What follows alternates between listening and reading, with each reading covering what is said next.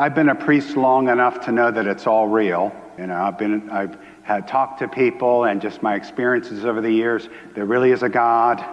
God really did, come among us as Jesus. And so these promises, I take them to heart, that one day Jesus is going to return. So all these things we worry about, the problem in my family maybe, or problems in the world, or problems at my job, or problems at my school. We all have those things we worry about. Maybe we should also remember that God's love is gonna win. In the end, God's love is gonna overcome all those things. This idea of a physical resurrection, which sounds strange, that when Jesus returns, the earth will be renewed, and the just, the people who are just, that's what it says, will have a physical resurrection and will be with God, will be with Jesus, be with the Virgin Mary, be with St. Joseph, be with all those people we miss that are in heaven. We're not going to be on clouds floating around. We're going to be back here, but no more death, no more sickness. No one will be lonely because we're all one family when we're with God. We'll be able to walk up to the Virgin Mary and shake her hand. St. Joseph can slap us on the back, and Jesus will be there to embrace us. It reminded me of a story. A few years back, I was filling in doing it very badly, but I was filling in at a Spanish Mass. So I was saying Spanish Mass to this 650 people. It's this beautiful church, and it was packed, people standing. So I said Mass, and as I'm leaving, there's this young guy, turns out he was 20 years old, handing out bulletins.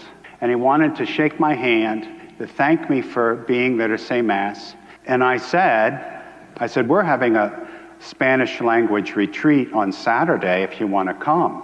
So he says, okay. So he shows up in this van of like 15 of his friends, and they were all like really excited to be on retreat. And they were great. And we had a really good retreat. During that time, we had confessions. And I guess I can say it really wasn't during the confession time he told me his story, but part of his story was he came here from another country, from a very poor family, a little town, and his parents wanted him to get here so that he could send money home. He has lots of little brothers and sisters. And they had this idea that America was rolling in money. And so if you get here, you get a job, you can just send tons of money home to this little town. And he was working 2 jobs, sleeping on a mattress in some house with, probably 3 or 4 mattresses in the same bedroom. And he just couldn't send enough money home. So his father had refused to talk to him for a year. His father would not respond to anything, any texts or attempts to contact him. And all he said was, "You're lazy. You're not helping the family."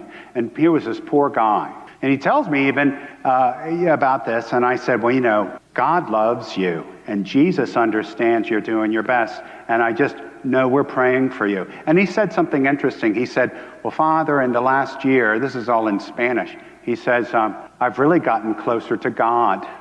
And I've been thinking about being a priest. And I've even talked to the Archdiocese of Washington about it. And, in the midst of that difficult time, he was finding hope. And he had met some really good people at the church who had helped him to get through all this. And I think kind of that's how it works. We all have these things that are difficult for us.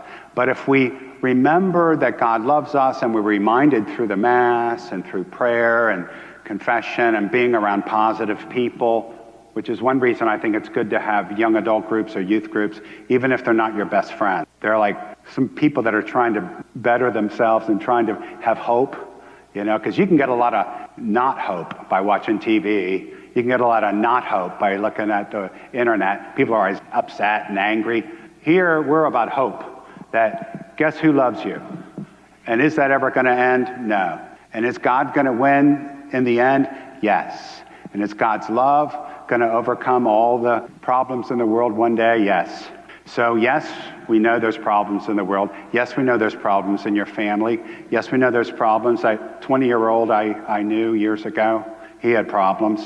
But we also try to learn how to focus on the hope that God made us, God loves us, God has a plan for us. God even has a plan for creation. And in the end, God's love is going to overcome all sickness and death and loneliness, and we're all going to be one family.